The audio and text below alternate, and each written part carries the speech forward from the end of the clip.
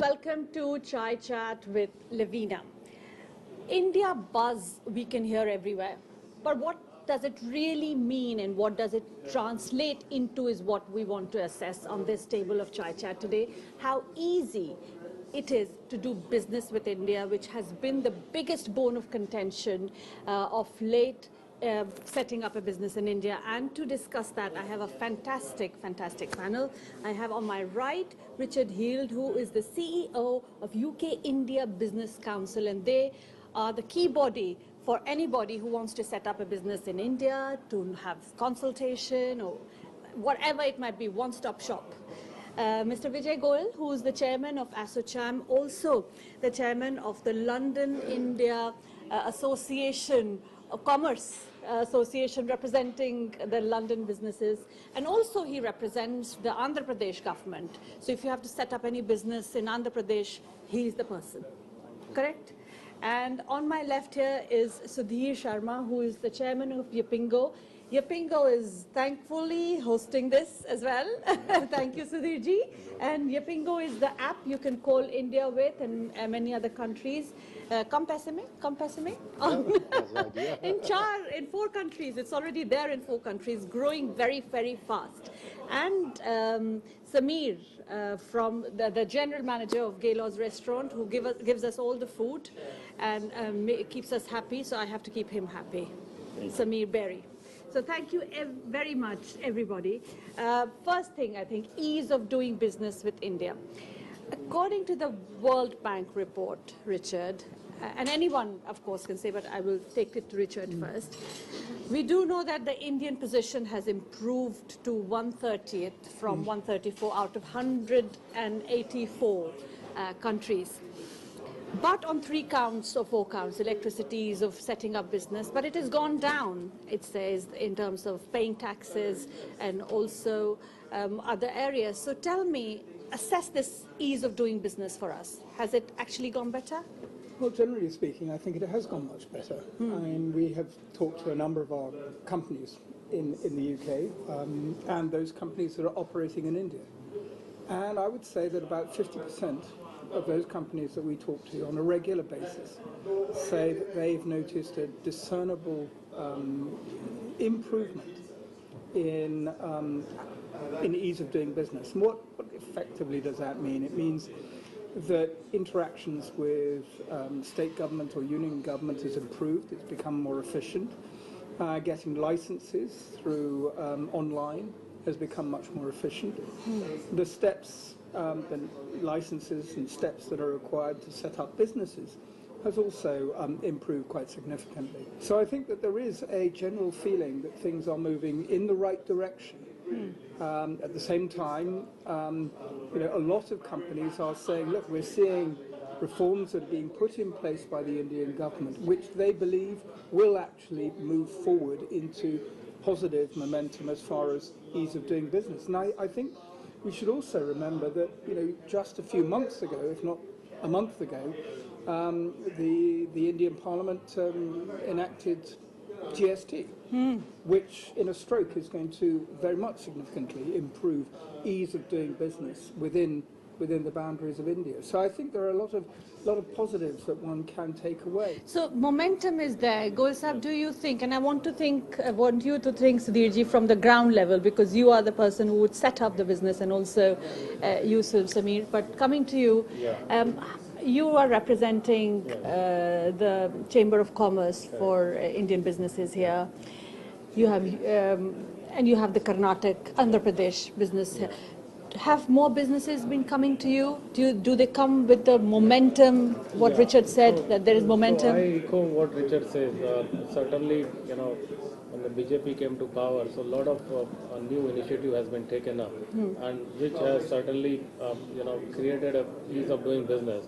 And this ranking, I personally don't believe in that, because there are so many African countries, so many other countries which have no proper government, even they have a better ranking than India. So I generally don't believe in this 134 or 30 World Bank ranking, World Bank yes. ranking. I believe India is much more ahead than that, and there are number of procedures being put in place, like online company incorporation. So earlier, now you can virtually do the online company incorporation, which helps. The second is access to electricity. Again, most of the people, businesses people can access to electricity at a good rate. That's another benefit. Third is land. If you are putting an industry in India, unless until you have a land, which was the biggest issue, so there is a problem. So number of state government, what they are doing a land pooling, like in Andhra, government will give you clear land with Right. the infrastructure. So you have everything ready, you come and set up your shop. Any questions, Sudhir ji? And do you agree with the positive momentum, pipeline being created? What has been your personal experience in setting up? Well, that's good. From the conversation, the positive thing they talk about. As I'm from India. I travel India about 4 or 5 times a year for business. What I found is that there's a lot of policies are made, a lot of incentives are made, but when it comes to delivery, it's not there. See, delivery and Delivery implementation. implementation is not there. It takes a lot of effort, and I found it when I went to do a business in India. I had to go through a lot of red tapes.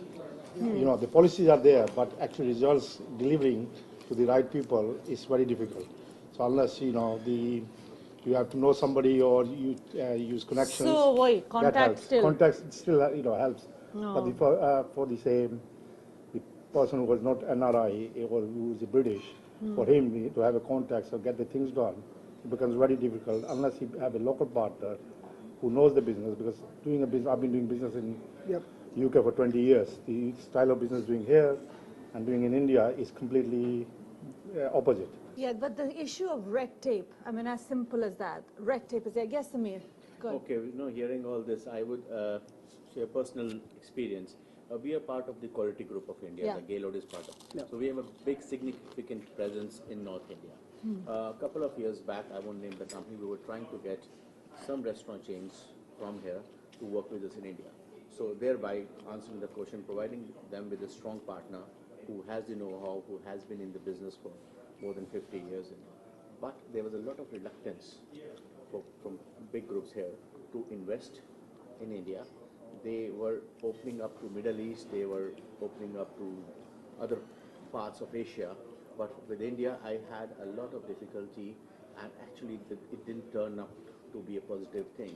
So obviously, if there are schemes and everything is in place, there is still a dilemma in minds of people that okay, their investment either is not safe or it's not worth a long-term commitment, whatever their reasons were, but they didn't give us specific reason, but they said at the moment they are not ready to invest in India. Saying that, I believe a couple of chefs from here who are celebrity chefs like Chef Atul Kochar has opened a restaurant in Mumbai, and also obviously we all want to take something from Britain Back to home, India, back home. and it's always some patriotism in our heads that we want to do that. But obviously, if I want to get a big chain going with all the expertise, it is somehow lacking.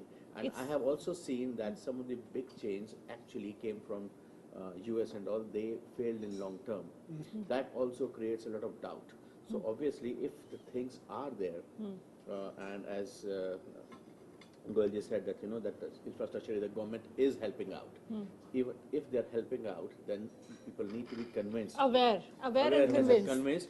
Convinced to the point of getting that investment in. And obviously, if we get convinced that it can be a loan, which is a guaranteed loan, Yeah, it might work. I think cautious positivity, yes, but maybe there is something, and I think that brings us to our second point. Is there something in terms of creating more awareness about what is available, Gulzar? Yes. For example, in the case of Andhra Pradesh, what is it that you are marketing to the people and how? So the And whole, Richard, I want you to answer that as well.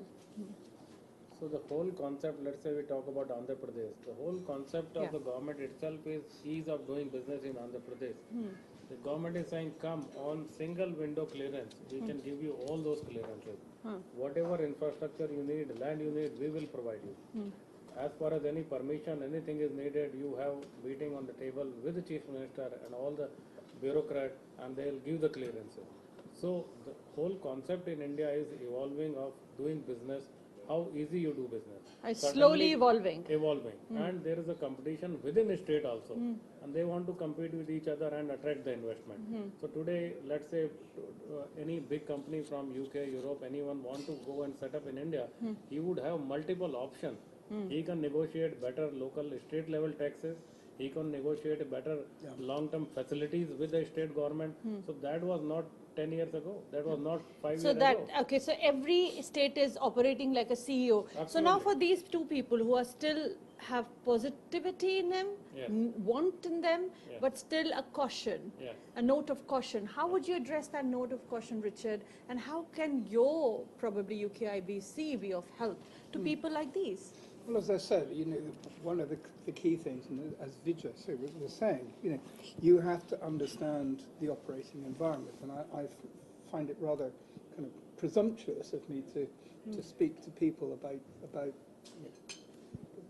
about India, but undoubtedly, unless one does the due diligence and understands what the operating environment is.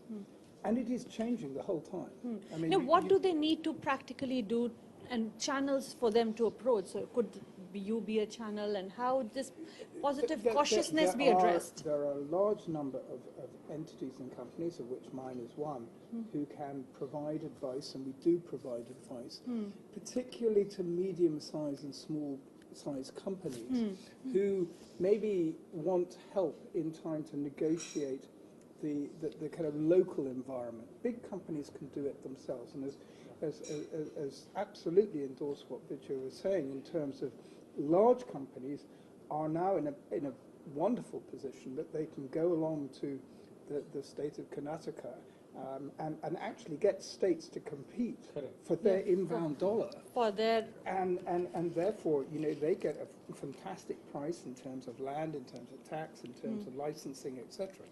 And they're building, 150 million pound, 200 million pound factories on the back of this. And that is all to do with the competition. Now, to address these issues, one-stop shop and financial clearance, quick financial clearance, and reducing the licenses, how would that be addressed? I feel, as far as getting a credit is concerned or getting finance is concerned, so like there are number of big, like let's say depend what level of business you are going to do. Let's say the State Bank SBI cap, which is the largest in India or maybe one of the largest in the world. Let's say you give a mandate to them, and they are happy to, they will give you a time frame, they will prepare a term sheet for you, they will arrange finance for you without any problem. So it all will depend which sector, what you are trying to achieve. Thank you so very much. We will round up our first segment. Ease of doing business, yes, improved. Red tape gets to still a long way to go. Yet the biggest sticking point, it seems like, is communication and awareness that should be created by communicating the various schemes that the government is coming through. So maybe the entry points, or making people aware of where to go, how to go, and what are the schemes they can tap into, is where again probably this government is maybe lacking, and that's why the ease of doing business amongst the people's, the perception is still positive but cautious. So next segment in Chai Chat, we want to discuss, of course, Brexit. What is the impact of Brexit, Brand India and Make in India? So stay tuned on Chai Chat.